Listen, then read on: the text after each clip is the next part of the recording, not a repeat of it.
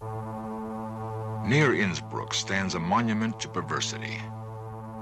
Castle Ambras, occupied during the 16th century by Archduke Ferdinand, harbors one of the most terrifying portrait galleries in the civilized world.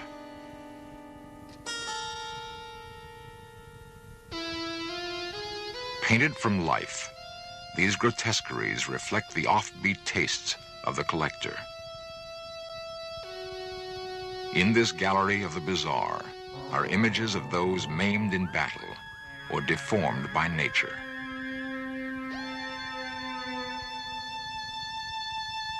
One portrait seems curiously out of place. It's that of a king who ruled not in Austria, but in a land to the east, now called Romania. His brutality earned him the nickname Vlad the Impaler. His real name was Vlad Dracula. Centuries later, Dracula's name and the land he lived in would be used to create a character so unredeemed by human qualities that we still recoil in fascination at his fiendish exploits.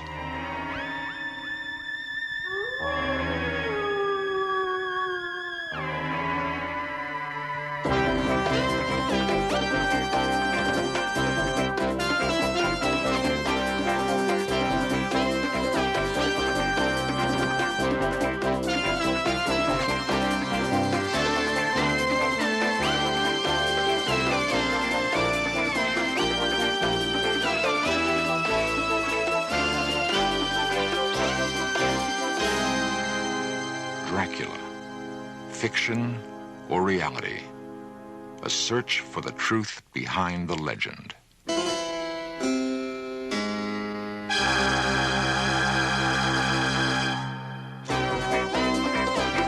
This series presents information based in part on theory and conjecture. The producer's purpose is to suggest some possible explanations, but not necessarily the only ones to the mysteries we will examine.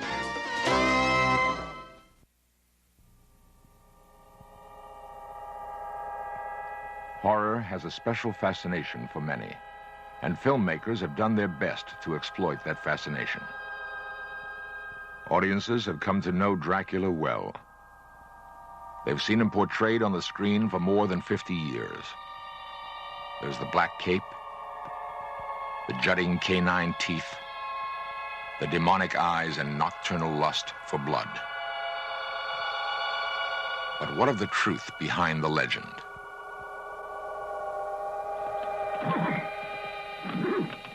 Romania is a land rich in romantic folklore and legends. The tale of the evil Count Dracula is not one of them.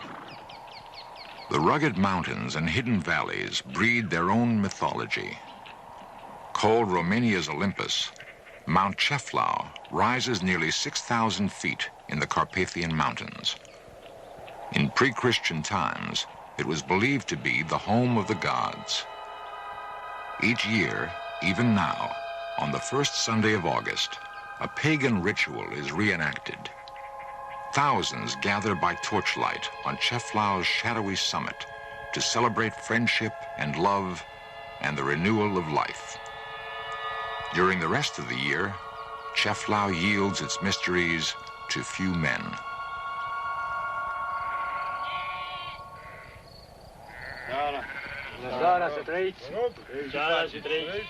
Dr. George Iacome is a surgeon who climbs mainly for adventure. The other, a shepherd, who has spent a lifetime in these alpine meadows. Both know the mountain and its hidden places. Both respect its awesome symbolic power. Though one is a simple peasant, the other a man of science, the mountain has given them a strong bond of friendship. They exchange stories of ancient superstitions of dark, frightening corners where no one has yet ventured.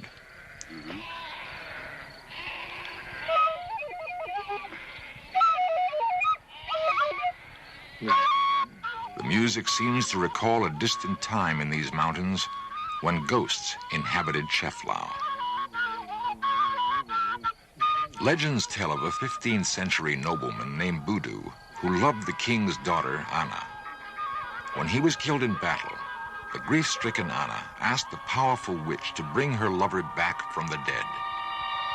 The witch raised Voodoo from his grave, but as a ghost.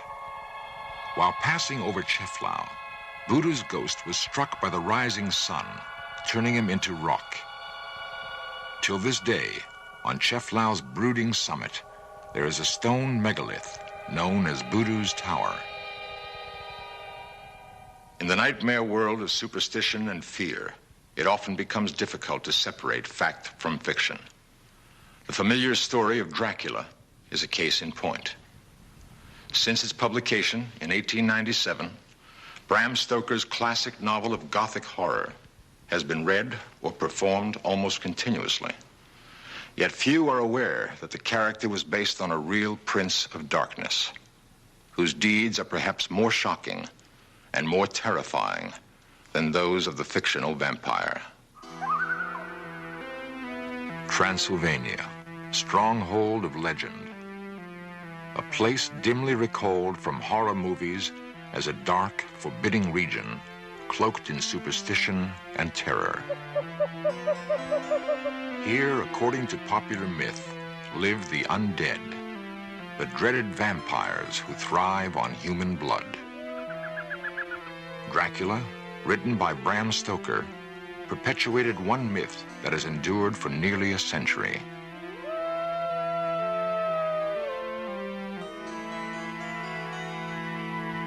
Along Transylvania's southern perimeter stands Castle Braun.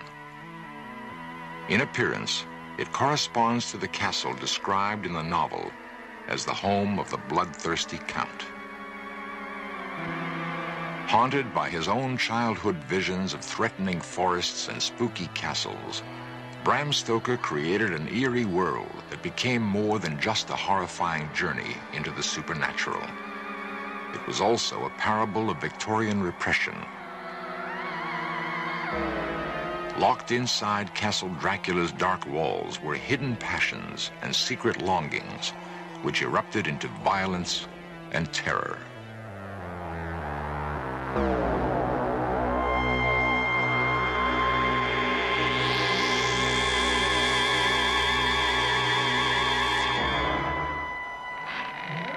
The German film classic Nosferatu comes closer to capturing the mood of the original novel than the later interpretation of Bela Lugosi.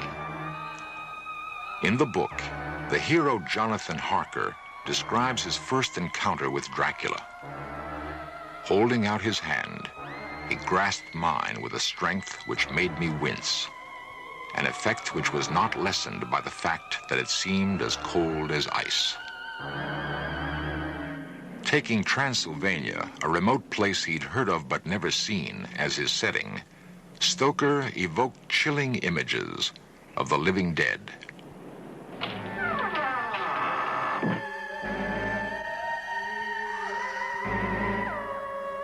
Under the shroud of darkness, the fiendish apparition risen from its coffin begins to stalk its human prey. The nightmare becomes reality. The unknown clutches at our throats.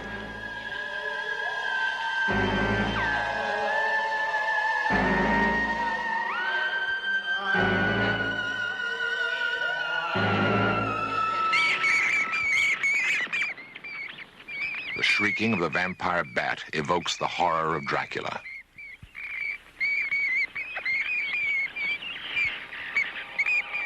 Night-flying hunters, they prey mainly on cattle. But one strange fact stands out.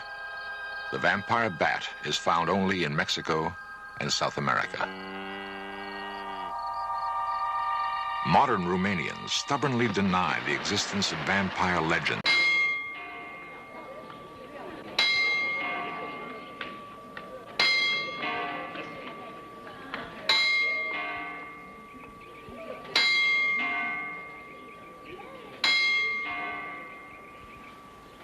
Like an image from an old fairy tale, the town of Sighișoara slumbers peacefully along the gentle slopes of the Transylvanian highlands.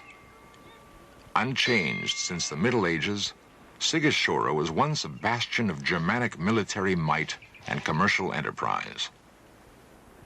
In this house, in 1431, a son was born to the fearsome Prince Vlad Dracul, the dragon. The boy was called Dracula, son of the dragon. A coin bearing the family emblem is one of the few remaining artifacts from Dracula's reign. The symbol of the dragon reinforced Vlad's image as a fearless Christian crusader. As his notoriety grew, the name Dracula took on new meaning. Dragon would be increasingly interpreted as devil. Vlad belonged to an age of brutality. The Renaissance, which saw the rebirth of art and learning, also bred new tyrannies, unspeakable torture, and oppression. To understand Vlad's cruelty, we must also understand his world. The nunnery at Sucevica was originally a fortified monastery, protected by walls 20 feet high and 10 feet thick. The traditional woodblock, summoning nuns and monks to prayer, may at one time have also been a summons to battle.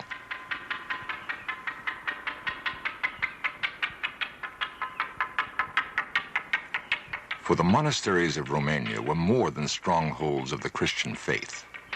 They were part of a formidable defense perimeter to ward off invaders.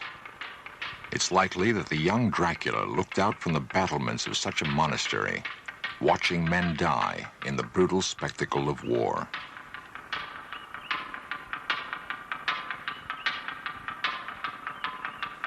Steeped in the teachings of the Eastern Orthodox Church, Vlad Dracula surely must have developed strong, simple notions of good and evil, of reward and retribution. The ladder of virtues, the work of an unknown artist, shows that in the climb toward heaven, few are virtuous enough to reach it. Most topple along the way, headed toward eternal damnation. To a young prince, impressionable and bristling for power, such messages were clear. By punishing evil, salvation could be had. Until the 16th century, Suceava was the capital of the province of Moldavia. Here, Vlad Dracula fled, deposed after briefly assuming the throne of Wallachia at the age of 17. This was the beginning of his second exile. The first time, he'd been sent as a hostage to the Turkish court by his father, a guarantee against war with the Sultan. As Vlad waited in Suceava to take power, he vowed to free Wallachia from Turkish domination and break the power of the nobles and church. In 1456, the second reign of Vlad Dracula began. The greatest threat to his power centered in the German towns of southern Transylvania. Of these, Brasov was the largest.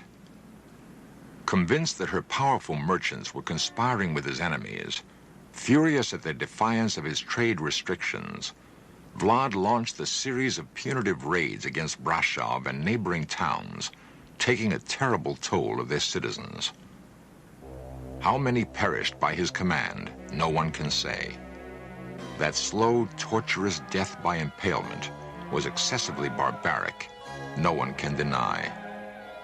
Yet since the only written accounts from that time come from Germany, it's conceivable the atrocity reports were exaggerated. Not so the massacre at Târgoviște, Vlad's capital.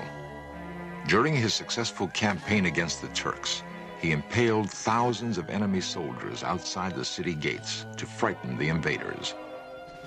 He would be known now for all time as Vlad the Impaler. Viewed through the filter of time, another side to Vlad's character emerges.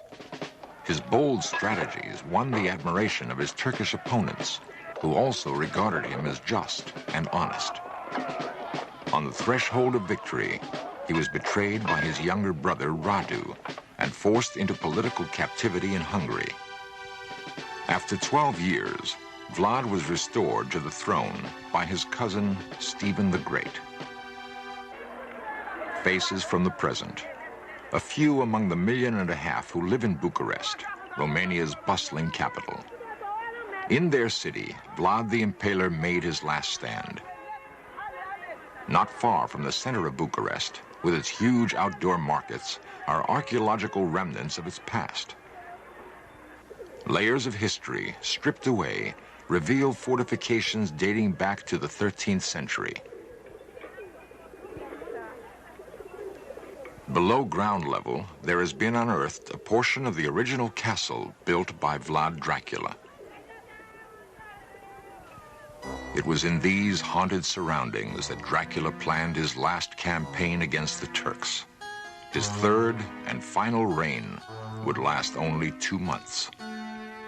On December 14, 1476, he was killed in battle near Bucharest, and according to eyewitnesses, beheaded, perhaps mistakenly, by one of his own troops. Vlad's remains were secretly buried at Snagov. In death's darkness, the prince may finally have found peace.